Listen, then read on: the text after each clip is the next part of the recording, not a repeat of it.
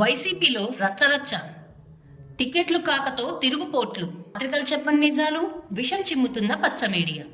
చేతనైతే మీ పచ్చపార్టీ వ్యవహారాలు చక్కదిద్దుకోండి. రాష్ట్రంలోని పలు నియోజకవర్గాల్లో ఇన్ఛార్జీలు లేక తెలుగుదేశం జనసేన పార్టీ శిబిరాల్లో ఆ పార్టీ పెద్దలు ఆపసోపాలు పడుతున్నారు. బతుకు జీవుడా అంటూ ఇతర పార్టీల నుంచి ఎవరు వస్తారా అని గాలం పట్టుకొని కాసు కూర్చున్నారు. ఆ పార్టీల్లో దొల్లతనం బయటపడడంతో బెంబేలెత్తుతున్నారు.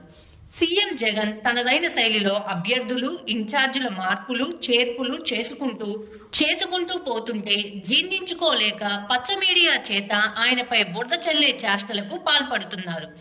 దీనివల్ల తెలుగుదేశం జనసేన పార్టీలు పచ్చ మీడియా ప్రజల్లో వారిపై మరింత విశ్వాసం సన్నగిల్లింది. అంతా ప్రజలు గమనిస్తున్నారు.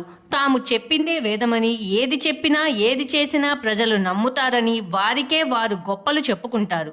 పచ్చ మీడియా ఎలాంటి రోతరాతలు రాసినా ప్రజలు చదువుతారని, వాటిని నమ్ముతారని, దానివల్ల తెలుగుదేశం జనసేన పార్టీలకు మైలేజ్ పెరుగుతుందని అనుకోవటం వారి అవివేకమే అవుతుంది. ఎల్లప్పుడూ అధికారంలో కమ్మ సామాజిక వర్గం ఉండాలని, ప్రజలను శాసించాలని, ఆధిపత్యం చలాయిస్తూ కరపెత్తనం చేయాలని తాపత్రయపడుతుంటారు. రాష్ట్రంలో అధికారంలో రావటానికి కమ్మలు జనాభా అయినప్పటికీ ఇతర సామాజిక వర్గాలను మేనేజ్ చేసుకుంటూ వారి ఓట్లతో గెలిచి ఎన్నికల అనంతరం వారిపైనే స్వారీ చేస్తుంటారు.